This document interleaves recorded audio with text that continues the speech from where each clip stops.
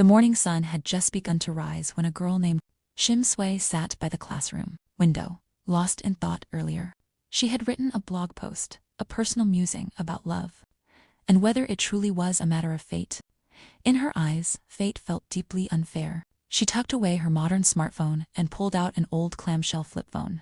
On the screen glowed a number, a special number that only she could see. It represented how much love a person would receive over the course of their entire life. The numbers varied wildly from person to person. Some were incredibly high, others disappointingly low, but Suae's number, 0. She looked around the classroom. Only she could see the floating digits. Above everyone's heads, like invisible fates assigned at birth, her eyes landed on a young couple. The girl smiled and offered to go on a date. She was giving part of her love to the boy, but he seemed disinterested. He declined casually, said he was busy, and walked away. Suae sighed. It would be fair to receive as much love as you give, she thought. But life didn't work that way. Some people were just destined to be loved more, and in this world, love favored beauty, popularity, and charm, not kindness or sincerity. Everyone had their own fixed love quota, and Suae was born a beggar. She lifted the clamshell phone and pointed the camera at herself. The number stayed the same, 0. That was the total amount of love she'd ever receive in her lifetime, even for her. That felt too cruel. Back in class, Suae was quickly surrounded by her cheerful friends. They asked to borrow her phone. She smiled and let them. Laughter echoed as the girls played around with the camera, complimenting the vintage vibes. One of them asked why she suddenly switched back to an old model. Suae lied. She was too ashamed to tell the truth. Then she froze. One of her friends had grabbed her modern smartphone. Suae snatched it back, her voice suddenly sharp. "Please be careful," she said. "There's a photo on there. It means a lot to me, even if the phone said she would never be loved." Suae still had a boyfriend, Kang Minu, but Minu wasn't exactly the dream type. He was cold, often rude, and constantly brushed her off mid-conversation. He rarely kept his promises. Suae remembered a time when she accidentally got hit in the head by a ball. She had hoped Minu would check on her, maybe hold her or say something sweet, but all he did was scowl in frustration, not because she was hurt, but because he lost the game. Still, she liked him. Maybe it was because whenever she was late to class, Minu would silently place a bottle of her favorite strawberry milk on her desk, even when he offended her. Little moments like that made her heart flutter. One day, Suae decided not to drink the strawberry milk right away. She wanted to save it, but before she could, a classmate grabbed it and said she probably didn't want it anyway. Suae immediately stood up, flustered. "Give it back." That was a gift. Her tone was sharp, maybe too sharp. The classmate glared at her. "Why are you acting like it's such a big deal? It's just milk." The atmosphere grew tense. That's when Go Yoonhak, Minu's best friend, stepped in. Calmly, he retrieved the drink and placed it back on Suae's desk. Suae didn't talk to Yoonhyuk much. They weren't close. But in that moment, there was something in his eyes. Something unfamiliar. Regret. She didn't know it yet, but everything would start to change. It began exactly 3 weeks ago. 3 weeks ago, on a quiet evening, Suae was on her way to a nearby convenience store when she unexpectedly ran into her sister. "You Raim?" They chatted briefly under the streetlight, the night air cool against their skin. Raim smiled and explained she had just gone out for a short walk. Suae, concerned it was getting late, offered to walk her home, but Raim waved her off with a laugh. "Don't worry. Go Yoonhyuk is walking me back," she said. Suae blinked. She hadn't noticed him standing nearby until then. Yoonhyuk stood just behind Raim, looking unusually content in her company. Suae's heart sank for a reason she couldn't explain. So they're close, she wondered. Maybe they go to cram school together. She quickly brushed the thought aside. Of course they get along, she told herself. Raim was everything. Suae wasn't sweet, beautiful, smart. If this were a novel, Suae mused, Raim would be the protagonist. Though they were close in age, they weren't related by blood. But to Suae, Raim had always felt like a real sister. They had shared everything, including secrets from the past, like Raim's memory of losing both parents. That night, Suae remembered how Yoonhyuk had once told her, "You're a kind younger sister. I only just realized that." But the very next day at school, Yoonhyuk ignored her completely. Even when they were alone, even when she dropped her notebooks. Near his desk, he said nothing. He just stared at his notes, focused as if she wasn't even there. According to someone from the teacher's office, Yoon-hak was doing the same thing elsewhere, handing things over silently, leaving rooms quickly, avoiding her, and then came appearance inspection. Day something, Suae and Raim had both forgotten about. Neither of them had brought the required uniform ties. As students bustled through the hallway, Yoon-hak accidentally bumped into Suae, mumbled an apology, then turned to Raim, gently offering his own tie to her. She smiled at him, thanked him sincerely, and wished him good luck. Suae stood there, watching, forgotten. She ended up running extra laps as punishment for being late. Inside her locker afterward, she noticed a coat that looked exactly like Yoon-hak's maybe. He had put it in the wrong locker by mistake. Suddenly, her phone buzzed. A message request, asking to access her photo album. She hesitated. It was personal. But then, another message came. This one left no doubt. The sender knew her. Photos began to appear. Photos of Suae with her boyfriend, Kang Minu, in the classroom, in the gym, in the cafeteria. She was stunned. Why would anyone take these photos? Who took them? Why? The shock turned into anger. She turned to unhook and confronted him. "You're crazy," she snapped. "You've been following me?" But the photos were gone, deleted. She stared at her phone. She had been holding it the entire time. The only explanation: someone had remote access. A new message arrived.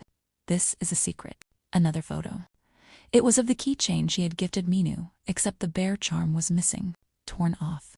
Suae remembered the moment she gave it to him. He had laughed, saying he wouldn't carry around a baby toy. Now, the mysterious sender was mocking her with it. Shaken, Suae decided to throw the phone away. She stormed into the hallway, only to hear familiar voices, laughing. Raim and Minu. They were walking together, leaving school side by side, completely absorbed in conversation. She called out. They didn't hear her. Or maybe they chose not to. Suae froze in place. She clutched her chest. Something was breaking inside. Back in the classroom, Suae couldn't stop thinking. Who is this stranger messaging me? A hacker, a stalker, a ghost? Deep down, she already knew. It had to be. He knew her. He was close to Minu. He was always there. Later, someone's phone rang. The teacher turned, irritated. Didn't I ask everyone to turn in their phones? The sound came from Suae's locker. She opened it, and there it was. The coat, thrown in the trash earlier that day untouched. Even stranger, inside the locker, they found Yoon-hak's phone. But when the teacher confronted him, Yoon-hak calmly showed his own device. It was in his pocket the whole time. 2 phones identical. After school, Suae was about to leave when a message popped up on the strange phone from Minu, inviting her to meet at the internet cafe. Before she could even react, Yoon-hak suddenly appeared and snatched the phone from her hands. "This is mine," he said simply, handing her back the old clamshell. Right then, a new message arrived, this time on her actual smartphone. It was Minu again. "I can't make it. I have tutoring." Her heart sank. He had lied. A lie. And the worst part wasn't just that he canceled, it was the casual way he did it. Like she didn't matter. She stared blankly at the screen, still gripping the phone that Yoon-hak had snatched just moments earlier. Why was he so possessive of it? Why did he care? More questions than answers. Someone nearby received a call, and Suae watched as Yoon-hak quietly stepped out to answer it. The moment he disappeared from sight, Suae's phone buzzed again. This time, it was from the unknown sender, the same person who had been watching her all along. The message was simple, but it shook her. "Why do you even like Minu?" That night, Suae told you, Raim, everything. She confessed the strange messages, the photos, her suspicions about Yoon-hak. Raim listened quietly, concern flickering across her face. "I think he's lying to me," Suae muttered. "I want to catch him red-handed." The next day, the school's physical education class was moved indoors due to the rain. The coach announced that they would be playing a game of bouncer, a chaotic dodgeball-style match. Suae's eyes scanned the crowd. Minu was laughing with another girl. The sight stung. Her chest tightened. Was it sadness? Was it anger? She couldn't tell. But it wasn't fair. Before she could lose herself in thought, Yoon-hak approached her.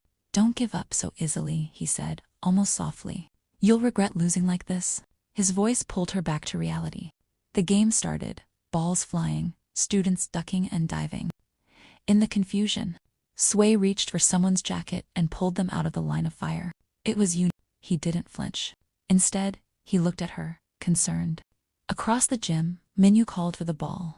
He smiled as he aimed and then threw it straight at Suae. She braced for impact, but the ball never hit her. Yoonhak had blocked it. The force hit him hard, but he didn't even blink. Suae's heart dropped. She felt her fists clench. It was too much. She was done being humiliated. Without thinking, she grabbed the nearest ball and hurled it, aiming with everything she had. But instead of hitting Minu, it struck the girl standing beside him. A resounding hit. The gym fell silent. Minu turned with a cold expression. He walked over to Suae, voice low but sharp.